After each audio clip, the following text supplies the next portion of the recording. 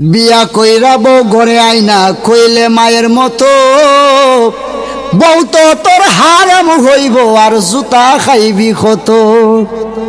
ঠিক কিনা বলেন? বউয়ের রঙ্গে আর মায়ের রঙ্গে কোনো বেশ কম নাই, আসেনি? আছে। তারপরে কি মায়ের মতো বউরে বলা যায় রে? বলা যাবে? বলা যাবে? নবীরে আমার মতো বলো কেন সলম কলে না? কথা বলেন না কেন? সত্য বলেন না কেন? কয় আমাকে যখন নদীর মধ্যে ফেলাইছো, কই? প্রশ্নের জবাব দিতে হবে বাবা। কই?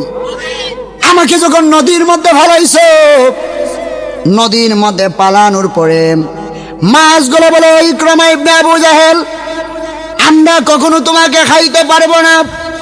যাই নবীর সিনার সঙ্গে তোমার সিনাটা লাগছে, ওই সিনাটাকে আমরা খাইতে পারবো না। পানির ঢেউয়ে বলতেছে, ওই ইকরামা বিন আবু জাহেল, তোমাকে আমরা নদীর তলদেশে ডুবাইতে পারবো না একটা মাত্র কারণে। কারণটা কি? কারণটা কি? কারণটা হইল এই সিনাটা এত দামি, যেই সিনাটা আমার মদিনার কামলে ওয়ালার সঙ্গে লাগছে। আর ওই নবীকে অনেকে পাথর নিক্ষেপ করছে, আমাদের জন্য ওই নবী কত কাঁদা কাঁদলো। পাহাড়ের মধ্যে উম্মতি উম্মতি বলে যায় কাঁদতে কাঁদতে পাছা গুলা, আপনার পাছা মুবারক গুলা মোটা হয়ে গেছে, আপনার চেহারা লাল হয়ে গেছে, চোখ দিয়ে শুধু অস্ত্র অস্ত্র পানি পানি। সাহাবায়ে কেরাম দেখে আল্লাহর হাবিব নূরে মুজাসসাম নবী পায়ের গুড়ালি মুবারক গুলা মোটা হয়ে গেছে, চেহারাটা লাল বর্ণ হয়ে গেছে, জবানের মধ্যে একটা আওয়াজ, এই আওয়াজটা অন্য কোনো নাম, অন্য কোনো শব্দ নয়, এই আওয়াজটা একটাই শব্দ, রব্বি হাবলি ইয়া উম্মতি। সুবহানাল্লাহ বলেন না? একটাই শব্দ, রব্বি হাবলি উম্মতি। বিহাদরা কিভাবে বলে নবী আমার মতো? নবী আমার মতো কখনো হতে পারে না, একটা মাত্র কারণে হতে পারে না, কারণ রসুল হলো নূরুন আলা নূর, রসুল হলো গায়েবের খবর দেনওয়ালা। এইগুলো আমরা সকলে বিশ্বাস করি কি করি না? রসুল আমার মতো হতে পারে? হতে পারে। তার দরবারে থাকবো না। এবার গাউসে বাগ তো বেলায়েতের সম্রাট, ঠিক এরা বলেন না কেন? বেলায়েতের সম্রাট। এই গাউসে বাগ কয়, কই যেতে যাও গা তুমি? তোমার স্যার এই আমার সিংহাসন চলবো, তুমি কই যেতে যাও গা? এমতো অবস্থায় গেছে। যাওয়ার পরে হাঁটতে হাঁটতে হাঁটতে হাঁটতে সামনে দুইজন লোককে দেখছে, যেই দুইজন লোক জুব্বা পরা পাগড়িওয়ালা, এদেরকে জিজ্ঞেস করলো, হয় তোমরা কারা? হয় আমরা এলাম কুতুব। আমরা কি দা? হয় তোমরা আরো আমার জ্বালাটা বাড়াই দিছো। সৈগ যার জ্বালা এক সে জানে, মনের ব্যথা বুঝবে কে গাউসে পাক বিনে। ঠিক কিনা? ফাইতাম যদি মনের কথা কইতাম গাউসে পাক গোপনে, মনের ব্যথা বুঝবে কে গাউসে পাক বিনে। ঠিক কিনা বলেন? মানুষগুলো এখানে খালি কমিটির লোক হই, বলছে আমারও আজমানো ভালো লাগতেছে না, কি আমারও আজমানো ভালো লাগতেছে না, কিন্তু যেগুলো কথা কইতেছি আজকে কেড়ে জানি টাইম দিয়ে ওয়াজ করতে পারতেছি না, আল্লাহই জানে। কথা কয়ে ওয়াজ করতেছি, এগুলা বুঝার বিষয়। কিসের বিষয়? অনেক গুরুত্বপূর্ণ একটা ঘটনা। আইতে যাইতেছে, যাওয়ার পরে দেখতেছে যে দুইজন লোক, এই দুইজন লোক কুতুব, হয় তোমাদের সঙ্গে আমাকে রাখো। এখন কয় আমরা তোমার রাখতাম পারি, তবে একটা শর্ত আছে। কি আছে? শর্ত আছে। কি আছে? শর্ত আছে। শর্তটা কি? কয় এক নাম্বার শর্ত হলো, কয় নাম্বার শর্ত? এক নাম্বার শর্ত হলো আমাদের সঙ্গে থাকবা, কোনো খাবার যাইতে পারতাই না। এবার দেখো মাইক মাই, খাবার যদি না খাইতে বাসমুনি, খাবার যদি না খাইতে টিকা থাকা সম্ভব? টিকা থাকা সম্ভব না। এবার বলতেছে আমাদের সঙ্গে থাকবা ভালো কথা, কিন্তু কোনো খাবার, কথা বলে না কেন, কোনো খাবার চাইতে পারতায় না। এমতো অবস্থায় যেই মাত্র এই কথা কইছে যে কোনো খাবার চাইতে পারতায় না, এবার রাখো আমার তো ক্ষুধা লাগিয়ে যাবুগা, আচ্ছা আপনাদের সঙ্গে আমাকে একটু রাখেন। এবার রাখার পরে আপনার সন্ধ্যা যখন হয়ে যায়গা, ওই বেড়ার ফের তো আল্লাহ আল্লাহ লাগাইছে। কিতা লাগাইছে? যে খালি খাওন, খালি খাওন দিত, আমার দয়া করে খাওন দেন। এমতো অবস্থায় একজন কুতুব নামাজের মধ্যে গেছে, সেজদার মধ্যে গেছে, সেজদা দিয়া সালাম ফিরাইছে, ফিরানোর পরে নামাজিটা তুলছে, তোলার পরে দেখা যায় ওই যে নামাজিটা তুলছে, তোলার পরে দেখা যায় এই নামাজিটার তলের মধ্যে একটা রুটি পড়ে আছে। সুবহানাল্লাহ বলবেন না? কয় এটা আজকে তোমার খাবার, এটা তুমি খাও। এবার দ্বিতীয় দিন আবার এই রকম টাইমে ক্ষুধা লাগছে, কয় খাবার দেন। আরেকজন কুতুব গেছে নামাজের মধ্যে, নামাজ পড়ছে, নামাজি তুলছে, আরেকটা রুটি পাইছে। 2 দিনে কটা রুটি খাইছে? কটা খাইছে? দুইটা খাইছে। কয়টা খাইছে? এবার পরের দিন আবার হইতো কেমনে, আজকে আমি নামাজ পড়ে দেখিছে ভাইনি। এমন তো অবস্থায় ওই কুতুব, ওই যে বদনা ফকিরটা, এই বদনা ফকিরটা নামাজ পড়ছে, নামাজ পড়ার পর নামাজি তুলছে। এরা 2 দিনে একটা করে 2টা দিছে। আর এবেড়া নামাজ পড়ে তো নামাজ পড়ে দেখা যায় নামাজি তুলছে 2টা রুটি পাইছে। এমতো অবস্থায় ওই বদনা ফকির ডাক দেয়া কয়, আরে আমি তো গাউসে পাককে, আমি তো মুর্শিদকে আমি বুঝছি না, এই মুর্শিদটি আমাকে আরো আগেই আমাকে কুতুব বানিয়ে দিছে।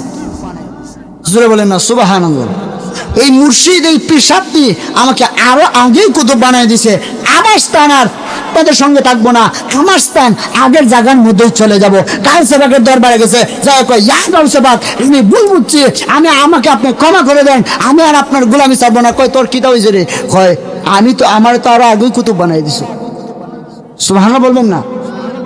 ওলি আল্লাহর দরবারে যাওয়া দরকার আছে না নাই? যাওয়া দরকার আছে না নাই?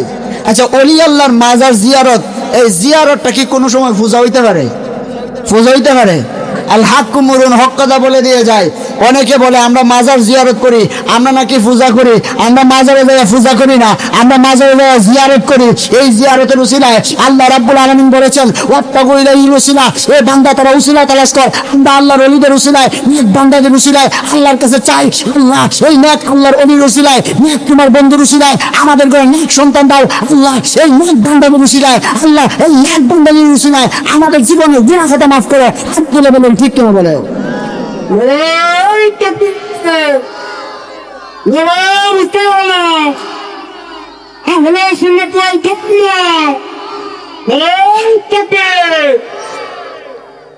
জবান খুলে বলেন আল্লাহু আকবার, আরো জবান খুলে বলেন আল্লাহু আকবার। ইয়া রাসূলুল্লাহ, আমি যেই কথাটা কইতেছি বুঝতাছুননি? হ্যাঁ, কইতেছে, কয় গাউসে পাক আব্দুল কাদের জিলানী দি আরো আগে আমার কুতুব বানায় দিছে। সুবহানাল্লাহ বলেন না? এই জন্য ওলি আল্লাহর দরবারে যাওয়া দরকার আছে না নাই? আরো জবান খুলে আছে না নাই? ওলি আল্লাহদের পক্ষে থাকা দরকার আছে না নাই? মানে নাকি হাত তুলে আছে না না? আল্লাহ যাতে কবুল করে, আমরা সকলে বলি আমি। এই ওলি আল্লাহর পক্ষে থাকবেন। কারণ কেন? আপনি যদি রসুলকে পাইতে হয়, আপনার রসুলের রশি যদি ধরতে হয়, আগে বেলায়েতের রশি ওলি আল্লাহ ধরা দরকার আছে না নাই? আছে না নাই? এই জন্য ওলি আল্লাহর সোহবতে থাকবেন। ওলি আল্লাহর সোহবতে থাকতে পারলে আপনি রসুল পেয়ে যাবেন। রসুলের গুলামি করা দরকার আছে না নাই?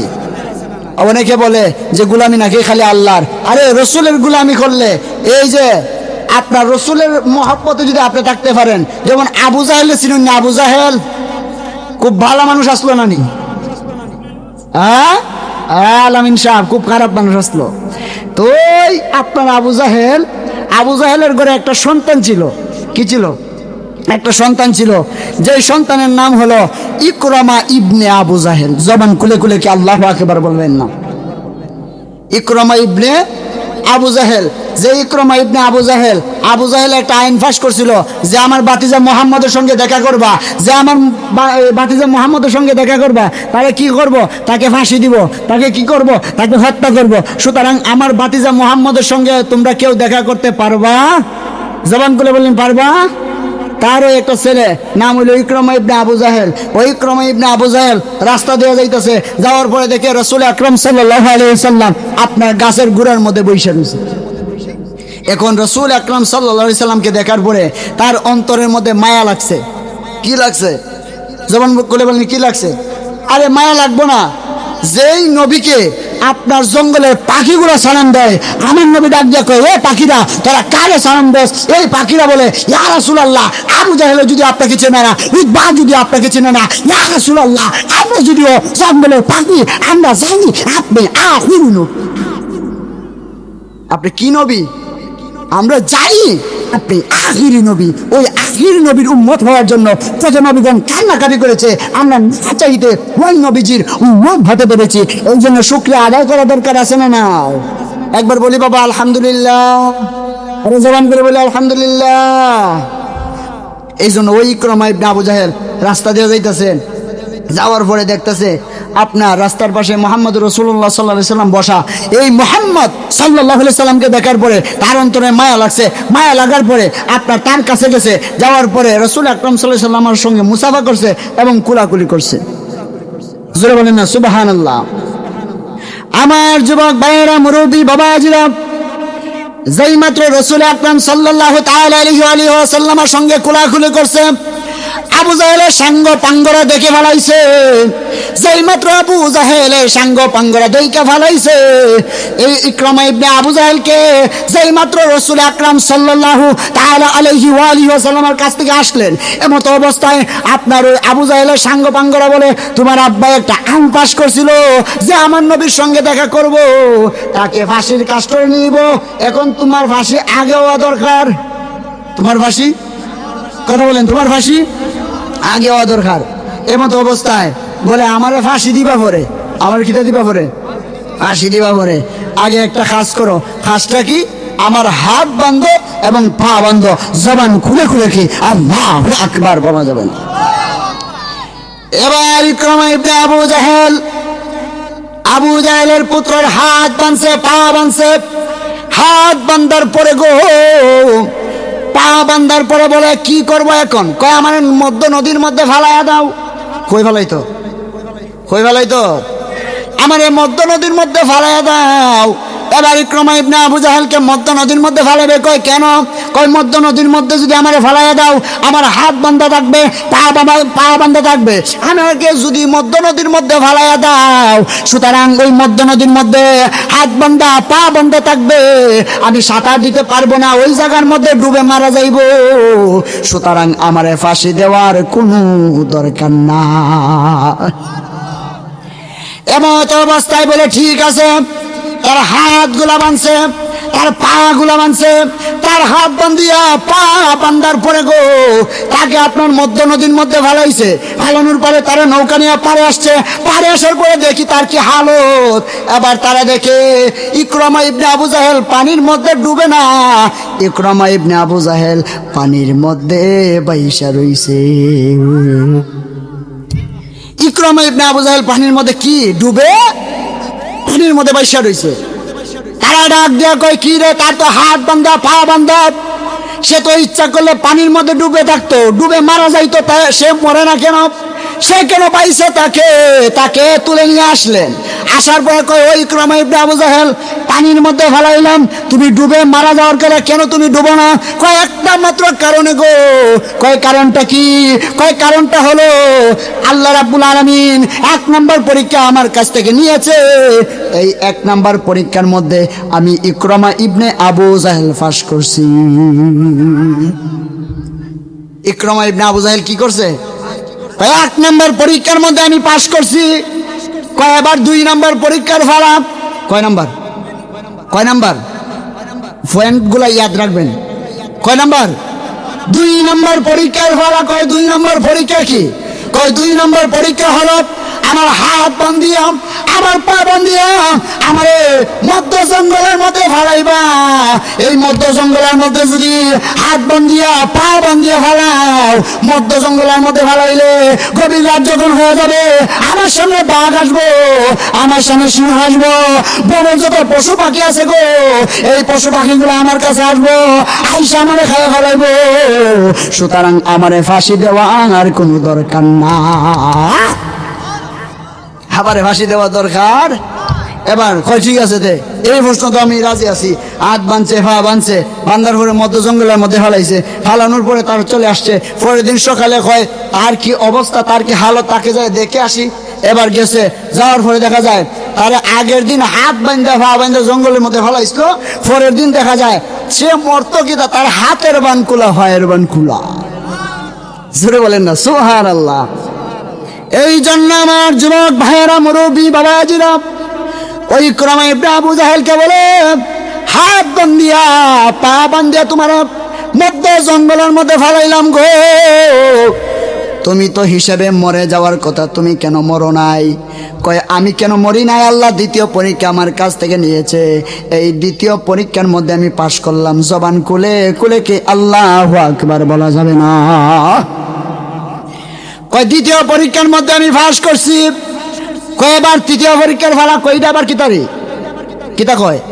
কয় তৃতীয় পরীক্ষার ভালা কইটা আবার কিতাব? কয় 3 নম্বর পরীক্ষা হলো আমার হাত বান্ধিয়া আমার পা বান্ধিয়া পাহাড়ের উপর থেকে ফালাইয়া দিবা। পাহাড়ের উপর থেকে যদি ফালাইয়া দাও জমিনের মধ্যে আমি পরে মারা যাব, সুতরাং আমারে ফাঁসি দেওয়ার দরকার না।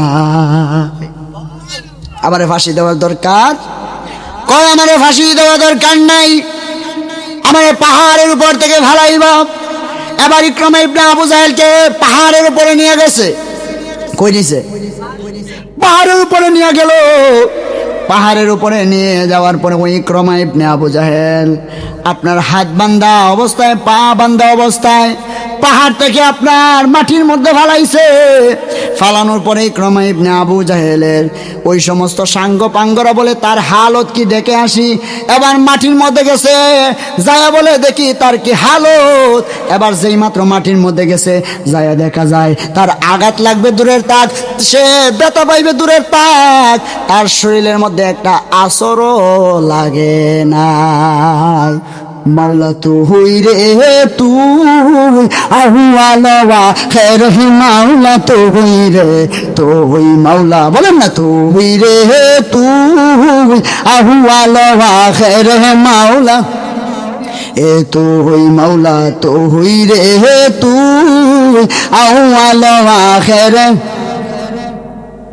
খলিলকে আগুন দিল নমরুদ বেঈমানে বল, খলিলকে আগুন দিল নমরুদ বেঈমানে।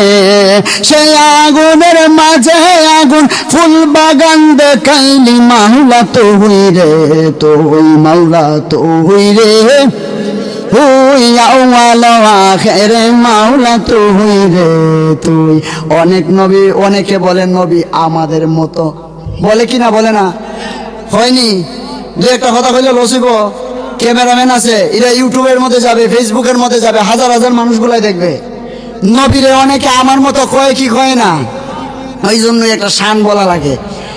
বিয়া কইরা বউ ঘরে আইনা কইলে মায়ের মতো, বউ তো তোর হারাম হইব আর জুতা খাইবি কত।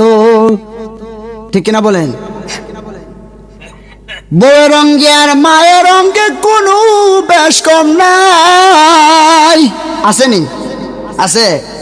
তারপরও কি মায়ের মতো বউরে বলা যায় রে? বলা যাবে, বলা যাবে।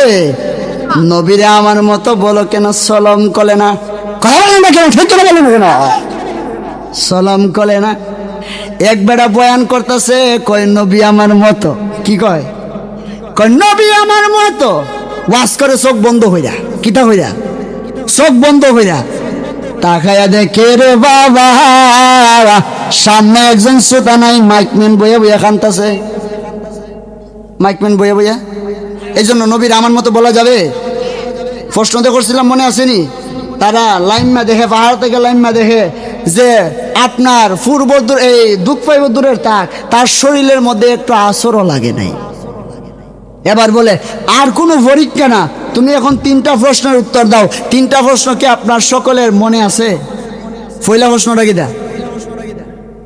পয়লা প্রশ্নটা কি দা? নদীর মধ্যে ফেলাইছিল, কিতার মধ্যে ফেলাইছিল? আপনার নাম কি দা? হ্যাঁ, পয়লা প্রশ্ন কি দা? আব্বাস ভাই বলেন। 2 নাম্বার, 3 নাম্বার। এই তো ওয়াজ শিক্ষা লাইছি, এটা হইলো ওয়াজ। খালি কন্ট্রোল হতেন ওয়াজ করে গলা ভাঙ্গে গেলাম গা, আপনারা কিছু বুঝলেন না। এটারও ওয়াজ কয় না, এটারও কয় আওয়াজ। এটার কিতা কয়? আর বুঝাটারে কয় ওয়াজ। 3টা প্রশ্ন মুখস্থ হইতে লাইছে মানে, এখন 3টা প্রশ্নের উত্তর দিতাম নি না যাইতাম গা, গেলে গা মনে ভালো হইব। হ্যাঁ, 3টা প্রশ্ন উত্তর দিতাম। শুনবেন তো ইনশাল্লাহ? মনোযোগ আসেনি? মন আসেনি না? মন নাই গরো কেন নামা সরো আসেনি? আব্বাস ভাই নি? হ্যাঁ, নজরে আছে, কিন্তু উত্তর দিবেন। ওই ইকরামা ইবনে আবু জাহেলকে বলে আর কোনো প্রশ্ন করব না, 3টা প্রশ্নের জবাব দাও। 1 নম্বর প্রশ্ন হলো, তোমারে আমরা নদীর মধ্যে ফালাইলাম, নদীর মধ্যে পালাইলাম, হাত বান্ধিয়া পা বান্ধিয়া। আপনাদের এই জায়গার মধ্যে একটা নদী আছে না, আয় কত নৌকাতে দৌড়াইছি, ও এই জায়গার মধ্যে কত নৌকা দৌড়াইছি, পানির মধ্যে নামছি, কত খেলা খেলছি 7 বছর। আল্লাহ আকবার বলেন না, খেয়াল আছে, খেয়াল আছে। তো এই নদীর মধ্যে যদি, এই নদীর নাম আছে নি একটা, কিতা ডিগলিফাক নদী নি, আচ্ছা যাক, যে নদী নদী তো আচ্ছা। এখন যদি আমি এখানে বক্তা নানি, হুজুর নানি, আমার যদি হাত বান্ধা পা বান্ধা ওই গাটার মধ্যে না ফেলাই দিন, আমি কি তার ডুবমু না বাইসা থাকবো? ডুববা মরি জিমুগা নানি, কথা বলেন না কেন, মরে জিমুগা না। তো কই তোমার এই নদীর মধ্যে ফেলাইলাম, তুমি কেন বাইসা থাকো, তুমি কেন মরো না? হাকিকতটা আগে বলো না কেন আমাদেরকে? কয় হাকিকত জানতে হয়, তাইলে জানো। গভীর মনোযোগ। কয় আমাকে যখন নদীর মধ্যে ফেলাইছো, কই প্রশ্নের জবাব দিতে হবে বাবা, কই আমাকে যখন নদীর মধ্যে ফেলাইছো, নদীর মধ্যে পালানোর পরে মাছগুলো বলে, ইকরামা ইবনে আবু জাহেল, আমরা কখনো তোমাকে খাইতে পারবো না। যাই নবীর সিনার সঙ্গে তোমার সিনাটা লাগছে, ওই সিনাটাকে আমরা খাইতে পারবো না। পানির ঢেউয়ে বলতেছে, ওই ইকরামা বিন আবু জাহেল, তোমাকে আমরা নদীর তলদেশে ডুবাইতে পারবো না একটা মাত্র কারণে। কারণটা কি? কারণটা কি? কারণটা হইল এই সিনাটা এত দামি, যেই সিনাটা আমার মদিনার কামলেওয়ালার সঙ্গে লাগছে। আর ওই নবীকে অনেকে পাথর নিক্ষেপ করছে, আমাদের জন্য ওই নবী কত কাঁদা কাঁদলো। পাহাড়ের মধ্যে উম্মতি উম্মতি বলে যায়, কাঁদতে কাঁদতে পাছা গুলা, আপনার পাছা মুবারক গুলা মোটা হয়ে গেছে, আপনার চেহারা লাল হয়ে গেছে, চোখ দিয়ে শুধু অস্ত্র অস্ত্র, পানি পানি। সাহাবায়ে কেরাম দেখে আল্লাহর হাবিব নূরে মুজাসসাম নবী, পায়ের গুড়ালি মুবারক গুলা মোটা হয়ে গেছে, চেহারাটা লাল বর্ণ হয়ে গেছে, জবানের মধ্যে একটা আওয়াজ, এই আওয়াজটা অন্য কোনো নাম, অন্য কোনো শব্দ নয়, এই আওয়াজটা একটাই শব্দ, রব্বি হাবলি ইয়া উম্মতি। সুবহানাল্লাহ বলেন না, একটাই শব্দ, রব্বি হাবলি উম্মতি। বেয়াদরা কিভাবে বলে নবী আমার মতো? নবী আমার মতো কখনো হতে পারে না, একটা মাত্র কারণে হতে পারে না, কারণ রসুল হলো নূরুন আলা নূর, রসুল হলো গায়েবের খবর দেনওয়ালা। এইগুলো আমরা সকলে বিশ্বাস করি কি করি না? রসুল আমার মতো হতে পারে? হতে পারে। আচ্ছা, যদি কিছু সময়ের জন্য ধরেন রসুল আমাদের মতো, কিছু সময়ের জন্য, কিছু সময়ের জন্য ধরেন রসুল আমাদের মতো, রসুল কি আমাদের মতো, এখন রসুল আমাদের মতো কিছু সময়ের জন্য ধরেন। আচ্ছা, আমার বেলায় ফরসাপ, নবীর বেলায় ফরসাপ মোবারক কেন? এ মৌলবী, আমার বেলায় জুব্বা, নবীর বেলায় জুব্বা মুবারক কেন? আমার বেলায় পাগড়ি, নবীর বেলায় পাগড়ি মুবারক কেন? আমার বেলায় লুঙ্গি, নবীর বেলায় লুঙ্গি মুবারক কেন? আমার বেলায় টুপি, নবীর বেলায় টুপি মুবারক কেন? একটা মাত্র কারণে, রসুল আপনি আমার মতো কখনো হতে পারেন না। ঠিক কিনা বলেন নাকি? আচ্ছা আচ্ছা আচ্ছা, ঠিক আছে ঠিক আছে ঠিক আছে, আচ্ছা আচ্ছা আচ্ছা, ঠিক আছে ঠিক আছে, আলহামদুলিল্লাহ, সকলে বললেন আলহামদুলিল্লাহ। তা কি বললেন যে রসুল আমার মতো আপনার মতো কখনো হতে পারে? তিনি বলেন পারে। রসুলকে যে আমাদের মতো বলবে, সুতরাং বোঝা যায় তার ইমানের মধ্যে গন্ডগোল আছে, আছে না নাই? রসুল কখনো আমাদের মতো হতে পারে না। যদি আমাদের মতো হইতো, আমাদের মতো যদি হইতো, তোমার বেলায় বলা হয় চুল, নবীর বেলায় চুল মুবারক, তোমার বেলায় বলা হয় কোট, নবীর বেলায় টুট মুবারক, তোমার বেলায় বলা হয় তাই, নবীর বেলায় তাই মুবারক। মাত্র কারণে এখান থেকে শিক্ষা হলো, রাসূল আকরাম সাল্লাল্লাহু আলাইহি সাল্লাম কোন মানবীর মতো ছিল না, রাসূল আকরাম সাল্লাল্লাহু আলাইহি সাল্লাম কোন মানুষের মতো ছিল না, তিনি ছিল নূরুন আলা নূর। হাত তুলে বলেন ঠিক কিনা?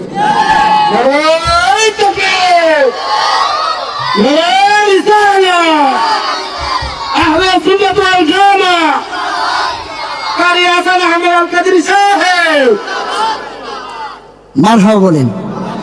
তো এই আজকে থেকে এই শিক্ষাটা নেবেন যে আমার নবী গায়েব জানে কে জানে না? জানেনি? আমার নবী নূরের নবী না মাটির নবী? অনেকে বলে আমার নবী নাকি, অনেকে কয় ফেরেশতারও তো নূরের। হ্যাঁ, এরপরে আপনার ফেরেশতারা নূরের, এরপরে আপনার রসুলও নূরের। তে ফেরেশতার ঘরের মধ্যে ছেলে মেয়ে নাই, রসুলের ঘরের মধ্যে কেন ছেলে মেয়ে হইল? এখন এটাও আজকে ভাঙ্গে দেই। সামান্য সময় দিবেন ইনশাআল্লাহ। হ্যাঁ, আমরা যখন বানায় তখন ফেরেশতারা বলছিল যে আল্লাহ এই মানুষ বানানোর কি দরকার? মানুষে এই জমিনের মধ্যে যাইয়া কি করব? এই গুনাহ করব, জিনা করব, ফাসার করব, গুনাহ করব। আল্লাহ এদের বানানোর কোনো দরকার নাই, আমরাই তো তুমি আল্লাহর গোলামি করে অন হয়। তাইলে তোমরা যখন মানুষের হাকিকত বুঝো না, আমি কেন মানুষের শ্রেষ্ঠত্ব দিলাম, তাইলে তোমরা 2 জন ফেরেশতা নিয়োজিত করো। কয়জন ফেরেশতা? আমার কথা বুঝতেছেন? ঘটনা কি বেশি লম্বা দিতেছি? 2 জন ফেরেশতা নিয়োজিত করো। কয়জন? একজনের নাম হলো হারুত আলাইহিস সালাতু ওয়াস সালাম, আরেকজনের নাম মারুত আলাইহিস সালাতু ওয়াস সালাম। জবান করে কি আল্লাহু আকবার বলবেন না? একজনের নাম কি হারুত আলাইহিস সালাতু ওয়াস সালাম, আরেকজনের নাম মারুত আলাইহিস সালাতু ওয়াস সালাম। এই 2 জন ফেরেশতাকে নিয়োজিত করলো। 2 জন ফেরেশতাকে নিয়োজিত করার পরে সূরতে বাশারের মানুষের সূরত দিয়া জমিনের মধ্যে ফেলাইছে। এখন তারা তো ফেরেশতা, তারা ফেরেশতা নানি, তাদের মানুষের আকৃতিতে ফাটাইছে। মানুষের গুণাবলী আছে না নাই? আছে। এখন তাদেরকে 3টা শর্ত দিছে। কয়টা শর্ত? আমার হিন্দি কিন্তু প্রশ্ন রয়েছে, ঘটনা কিন্তু অনেক লাভ হয়ে দিতেছি। আপনি কিন্তু মাইন্ড করতেছেন?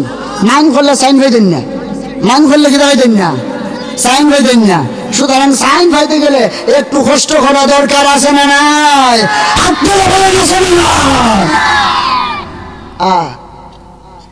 আসেনি? এবং হারুত এবং মারুত আলাইহিস সালাম রে 3টা শর্ত দিছে। 1 নম্বর শর্ত, তোমরা কখনো আল্লাহর সঙ্গে শিরক করতে পারবে না। কি করতে পারবে না? শিরক করতে পারবে না। 2 নম্বর শর্ত, তোমরা মদ পান করতে পারবে না। কি পান করতে পারবে না? 3 নম্বর শর্ত, তোমরা জীবনে এই অন্যায়ভাবে কাউকে হত্যা করতে পারবে না। অন্যায়ভাবে কাউকে হত্যা করতে। এখন 1 নম্বর শর্ত কি? আল্লাহর সঙ্গে শিরক করা যাবে না। আল্লাহর সঙ্গে শিরক করা যাবে? কথা বলেন, যাবে? আল্লাহ 2 জন না 1 জন? 2 জন না 1 জন? আমাদের প্রভু এক নবীর উম্মত, জীবন বিধানে ওই শিবানী কুরআন। তবে কেন এক নাও হে মুসলমান, এখো করিয়া হবান। মুসলমান এক আসেনি? এক আসেনি? এক নাই তো? এক নাই। অনেকে একবার আমার প্রশ্ন করতেছে, এদিন আমার হইতেছে হুজুর আমরা সবাই মুসলমান না, মুসলমান নানি, তে আমরা সবাই এক না কেরে? কই আমরা যদি, আমি কইছি কই আমরা সবাই যদি এক হই তাইলে রসুলের কথা নিশ্চয়ই যাবগা। রসুলের তো কইছে 73টা দল হইব, একটা দল জান্নাতে আর 72টা দল। আর ওই দলটার নাম হইল আহলুস সুন্নাত ওয়াল জামাত। আমরা যে দল আছি, সুবহানাল্লাহ বলেন না? জবান খুলে সুবহানাল্লাহ বলেন না? এবার হারুত এবং মারুত আলাইহিস সালাম জমিনের মধ্যে আইছে। আবার পরে একজন নারীর প্রেমে, ওই নারীটা ছিল খ্রিস্টান। নারাই তাকবীর, নারাই রিসালাত, আহলে সুন্নাত ওয়াল জামাত। বিশেষ অতিথির আগমন এই মাহফিলের পক্ষ থেকে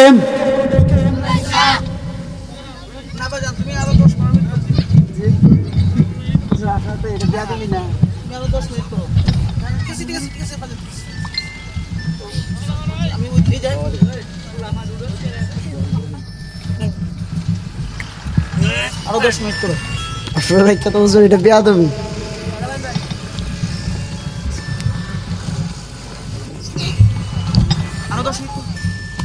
সকলে বলি আলহামদুলিল্লাহ। তো হুজুরের অনুমতি দিছে, হুজুরের রাইকে আসলে ওয়াজ করাটা ঠিক হয় না। এরপরও যেহেতু কইছে বেশি না, যত স্বল্প সময়ের ভিতরে পারি।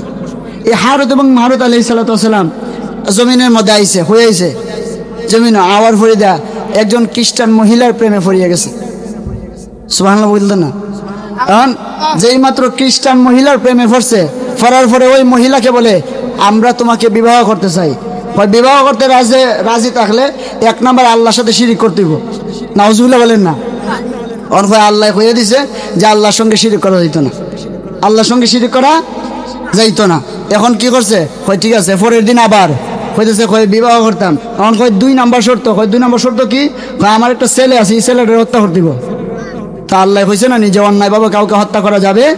আচ্ছা, এই গুণাবলীগুলো মানুষের মধ্যে আছে না নাই?